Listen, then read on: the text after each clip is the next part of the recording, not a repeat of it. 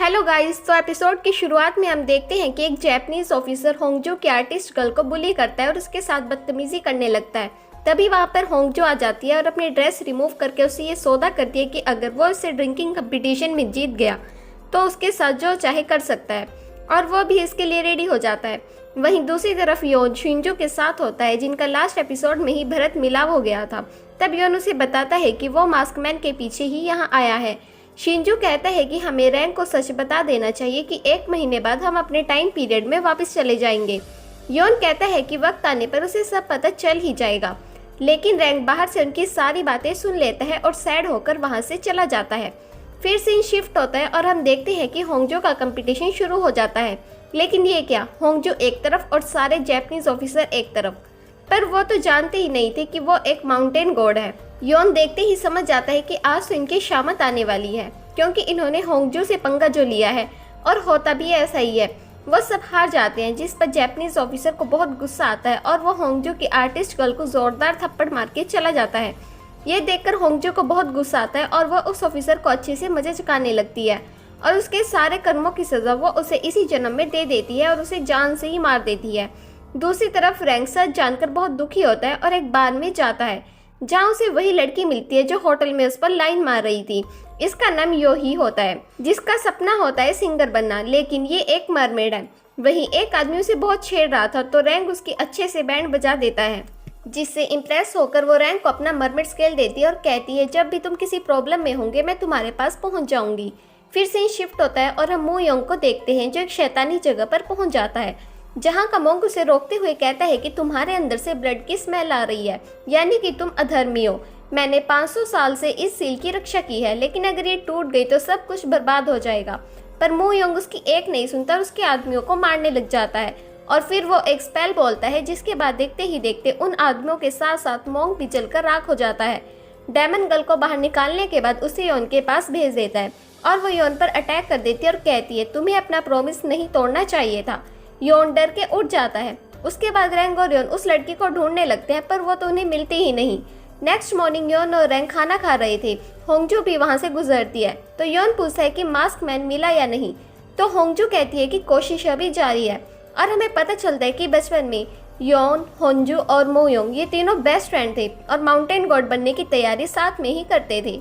Next scene में मू Yong होंगजू से मिलने आता है और उसके लिए उसके फेवरेट फ्लावर्स भी लेकर आता है, क्योंकि मू योंग होंगजू को चाहता है, पर होंगजू तो योन को चाहती है। और वहां पर अचानक से योन भी पहुंच जाता है और देखते ही देखते उसे कुछ भी दिखाई देना बंद हो जाता है, जिसका फायदा उठाकर मू योंग उसे मारने लगता है, पर होंगजू आकर उसे बचा लेती है। नेक्स्ट सीन में मू योंग डायमंड गर्ल के साथ होता है। जैसे ही वो लड़की अपनी आंखों से पट्टी उतारती है, उसी समय वहां पर होंगजू भी आ जाती है और घबराते हुए कहती है कि ये तो वही कर्स्ड मॉन्स्टर है, और साथ ही वो ये भी समझ जाती है कि योन की ब्लाइंडनेस के पीछे और कोई नहीं बल्कि मू योंग का ही हाथ है। यहाँ शिंजू योन से वादा करता है कि मैं आपको ठीक कर दूंगा और रैंक को अपने साथ ले जाता है, और मौका पाते ही होंगजू योन पर धावा बोल देती है और उसे जबरदस्ती किस करते हुए ये बोलती है कि मैं तुम्हें बहुत ज्यादा प्यार करती हूँ, तुम बस मेरे हो जाओ। योन बेचारा अपनी इज्जत बचाते हुए वहां से जाने लगता है और बोलता है कि मैं बस जिया से ही प्यार करता हूँ और प्लीज मुझसे दूर रहो। होंगजू गुस्से में आकर योन को अपने आदमियों से पिटवाने लगती है। दूसरी तरफ शिंजू और रैंक रिचुअल की तैयारी कर रहे होते हैं, और जैसे ही 12 बजते हैं रैंक शिंजू के बताए हुए रिचुअल परफॉर्म करता है और देखते ही देखते रैंक की नाक से खून निकलने लगता है। यहाँ योन बेचारा होंगजू के आदमियों से मार खा रहा होता है, लेकिन फिर वो अपने दिमाग को यूज करके इलेक्ट्रिसिटी पोल तोड़ के पूरे टाउन की बिजली ही उड़ा देता है और उसके बाद उन सबको अच्छे से मजा चकाता है। हारने के बाद होंगजू योन को मू योंग के हवाले करके टेल्यूपा के पास आफ्टर लाइफ इमिग्रेशन ऑफिस में पहुंच जाती है, जहां टेल्यूपा उसे आइस हेल में जाने की सजा सुनाती है, क्योंकि उसने बहुत से निर्दोष लोगों की जान ली है। फिर सीन योन पर शिफ्ट होता है, जो टाउन में यहाँ वहाँ भटक रहा था। तभी एक उड़ता हुआ तीर उसके सामने आकर लगता है, जिसमें एक लेटर था। वहाँ पर डायमंड गर्ल भी पहुँच जाती है, लेकिन योन इसे नॉर्मल बच्ची समझ रहा था। वो योन को उस लेटर वाली लोकेशन पर ले जाती है, जहाँ रैंक और शिंजू को बांधकर मू योंग ने कुएं में फेंक दिया था। वहीं मू योंग ने भी योन पर हमला बोल दिया था, जिसमें योन बहुत ज्यादा जख्मी हो जाता है और बोलता है कि तुम हो कौन, मैं तो तुम्हें जानता भी नहीं। जिसके बाद योन अपनी सुपरनेचुरल पावर को यूज करके बिजली गिरा देता है, जिससे मू योंग बेहोश हो जाता है। वहीं रैंक का मरमेड स्केल भी शाइन करने लग जाता है और मरमेड भी समझ जाती है कि उसका प्यार बहुत बड़ी मुश्किल में है। डेमन गर्ल की आवाज़ सुनकर योन को याद आता है कि ये तो वही बच्ची है जिसकी बहादुरी और काइंडनेस को देखकर एक बार योन ने उसकी एक विश पूरी करने का प्रॉमिस किया था। जब एक दिन वो अपनी ट्विन सिस्टर के साथ जा रही थी तो एक डेमन लेडी की नज़र उसकी बहन पर पड़ती है और वह उसे अपने साथ ले जाती है। लेकिन बाद में ये पता चलता है कि डेमन गर्ल, जिसका नाम लिया था, वो अपनी बहन को बचाने के लिए कपड़े चेंज करके वहाँ पर पहुँच गई। वो एक बॉक्स में बंद थी और वो बार बार माउंटेन गॉड यानी कि योन से हेल्प मांग रही थी, लेकिन योन तो उसकी हेल्प के लिए वहाँ पर पहुँचा ही नहीं, जिसका बदला लेने के लिए अब वो ये सब कुछ कर रही थी। योन उसे सॉरी बोलते हुए कहता है कि मुझे उस पद से निकाल दिया था, मैं उस समय माउंटेन गॉड नहीं था और इसलिए मैं तुम्हारी हेल्प के लिए वहाँ पर नहीं पहुँच पाया। ये सुनकर डेमन गर्ल बिल्कुल ठीक हो जाती है और योन भी अब सब कुछ देख पा रहा था। उसके बाद वो उस जगह पर जाकर बॉक्स को तोड़कर उसे हमेशा के लिए आज़ाद कर देता है। लिया भी उसे शिंजू और रैंग के बारे में बताकर वहाँ से गायब हो जाती है। योन भागकर उस जगह पर पहुँचता है। वो शिंजू को तो बचा लेता है पर रैंग पानी में डूब गया था।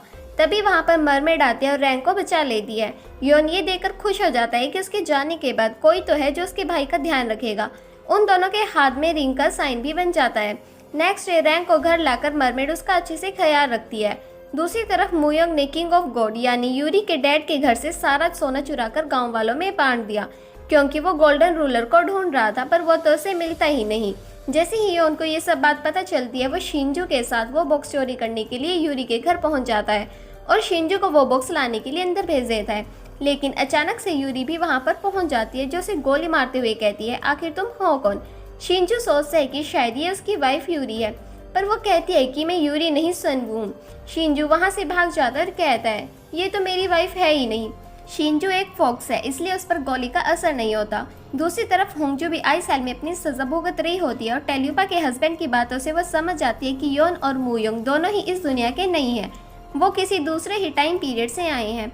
वहीं योन को वो बॉक्स मिल तो जाता है पर मूयोंग भी उनके पीछे पड़ जाता है।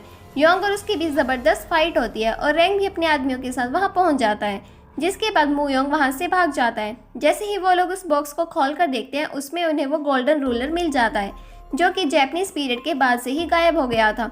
गोल्डन रूलर की मदद से किसी भी मरे हुए इंसान को फिर से जीवित किया जा सकता है और मूयोंग इसे इसलिए लेना चाहता था क्योंकि वो अपने भाई को जिंदा करना चाहता था।